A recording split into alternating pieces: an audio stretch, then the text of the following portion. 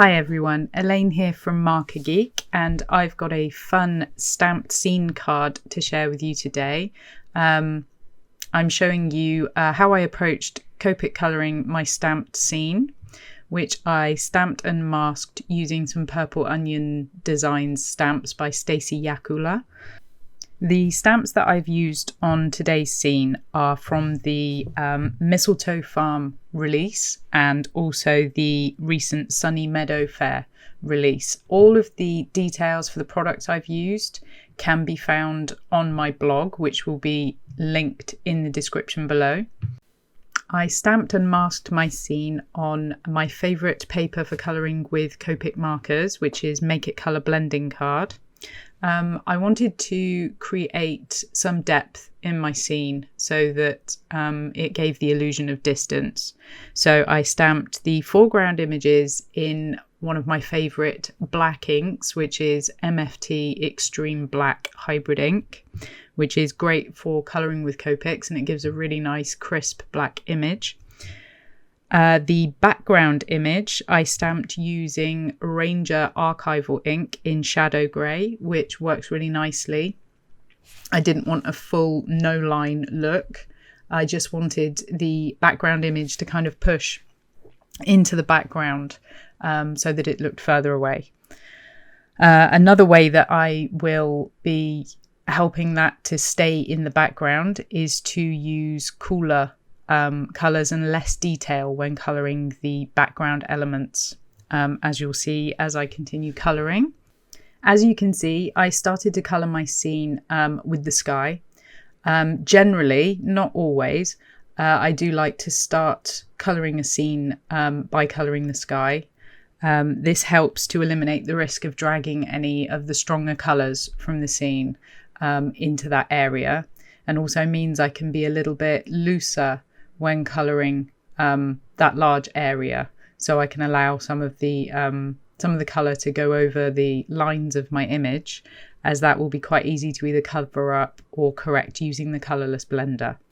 When colouring both the sky, as you've seen here, and then later on the grass, I use loose long strokes with a fairly light hand. This helps to make sure that everything blends quite nicely. Keeping your marker strokes all in the same direction as much as possible really does help with making smooth transitions in areas like the sky. My biggest tip for blending is to ensure that your markers are nice and juicy. A dry marker is not going to work particularly well for a background, as the ink blends within the fibres of the paper while it's wet. So if you're using a dry marker, you're more likely to get a streaky look, and it's just not going to blend particularly well. So if you want good, smooth blending, I'd recommend making sure your markers are topped up where possible. It will be more noticeable on a large background area than it is on a small detail on a character or a flower or whatever. If you've had your markers for a while and you're having some issues with blending, it could well be that you just need to refill them.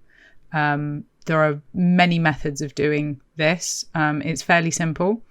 I might do a post on it myself at some point. There's different approaches. I usually tend to just drip in some ink into the marker. You can weigh them. I have been doing that recently to check my markers before I start colouring, if I know that I'm going to be colouring a lot. Or you can just top them up as you go. I would recommend keeping your markers topped up rather than just letting them dry out completely. You will find that as the level of ink gets lower, your blending is going to become less easy. Paper choice will also make a massive difference to how easily you can blend your Copic markers and other alcohol-based markers. The ink blends within the fibres of the paper.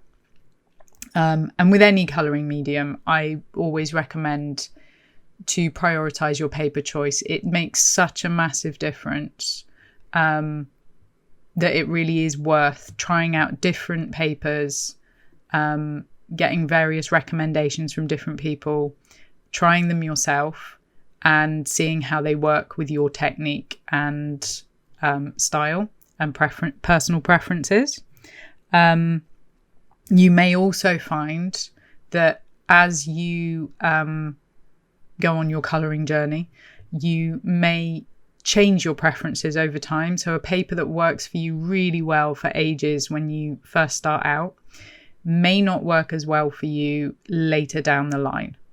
So it's always worth experimenting with different papers and getting the best paper that you can afford.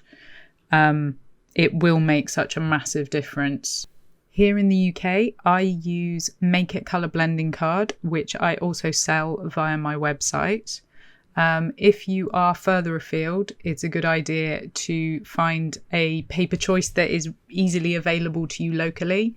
For those of you in the US, I believe Express It is still a really good choice. Apart from that, I'm not too sure. It's worth seeing what other people in your area use and recommend and giving all those things a try. As you can see, I'm now tackling the grass area in the colouring. I'm tackling this in much the same way as I did the sky, with those long strokes where possible. I have gone over the lines on those little chicks and the hen to some extent, which is fine. I'm going to tidy that up with the colourless blender.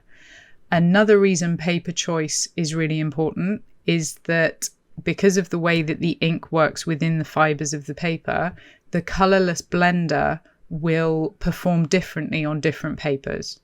On the Make It Colour Blending Card, I find that it cleans up mistakes really easily because what it's doing is pushing the ink around within the fibres of the paper. It's kind of diluting it and moving it around.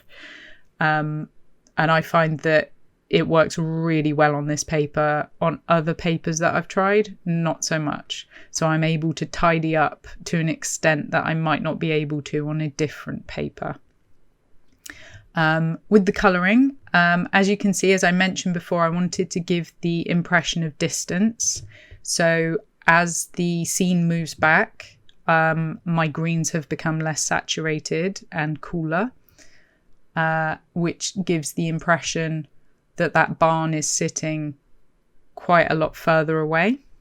Something I've been asked a few times recently in the comment section is how I go about choosing the colours that I'm using.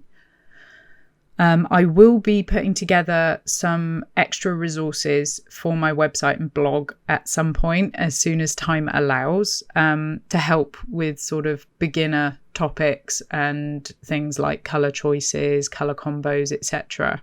But I just wanted to talk about it a little bit here first.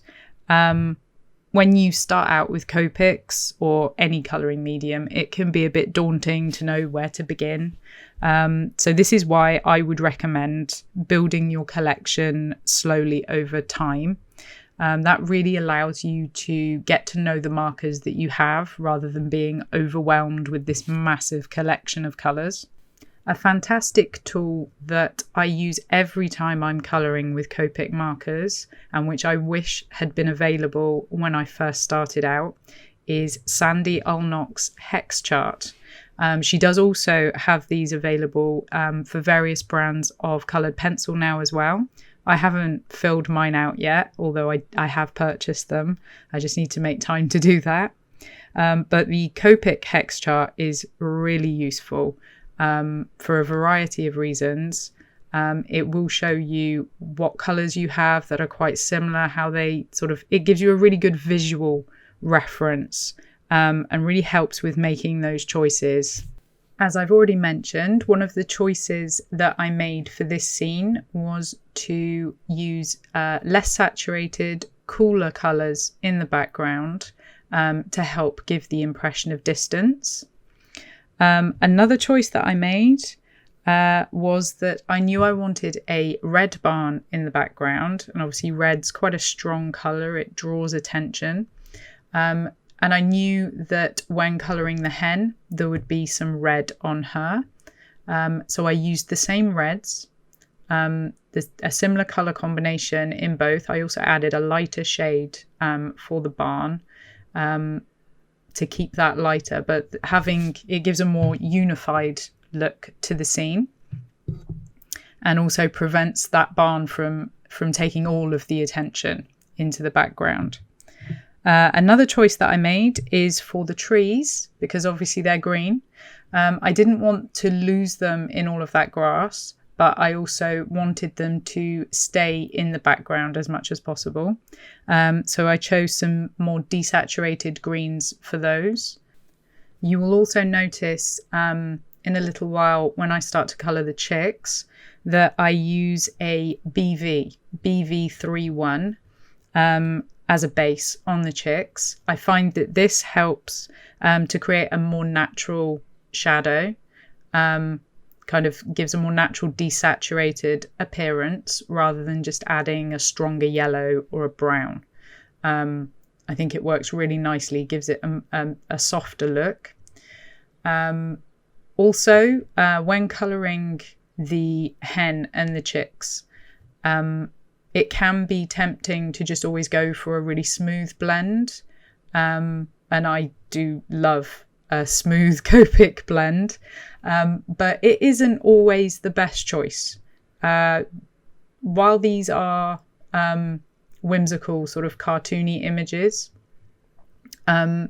it does also help to add a little bit of detail. So just giving them a little bit of texture kind of really brings them to life, whereas just a perfectly smooth blend is a little bit dull. Really just leaving some of those strokes in there creates a bit of interest. So don't overblend. On the hen, I gave her some longer feathery strokes, whereas on the chicks, you'll see that I give them more of a fluffy appearance by kind of dabbing with the marker rather than creating feathery strokes. That's pretty much all I've got to say about the colouring for this scene. If you do have any questions or any ideas about things that you'd like to see or hear about, do let me know in the comments section below or over on my blog. I always love to hear from you. Before I leave you with some music for the remainder of the colouring, I did want to mention a new product from Purple Onion Designs, which I used in the stamping of this scene. I keep all of my Purple Onion designs and most of my rubber stamps unmounted. I used to mount them on Easy Mount, but now I prefer to keep them unmounted so that I can store more stamps. When using my MISTI or other stamping platform, that is a bit tricky because I'm not a huge fan of using glue and having to clean up afterwards, which is what I was doing. But now Purple Onion Designs have come out with some solid clear stamps which you can use to mount your unmounted bare rubber stamps really easily. You just pop it in your MISTI as you would a normal clear stamp and pop the unmounted stamps onto it. They hold really well and it works beautifully. So I'll link those up in my blog post and hopefully I'll actually get to use them in another video and show you the stamping process, which I didn't do here because otherwise the video would have been much longer. So I'll do a stamping and masking video at some point in the near future to show those, but I thought I would mention them here as I find they're a really useful new product. And that's it. I'll leave you with some music for the final couple of minutes as I finish this colouring. And thank you for joining me. As I mentioned previously, for any of the details, the blog post is linked in the description below. Catch you next time.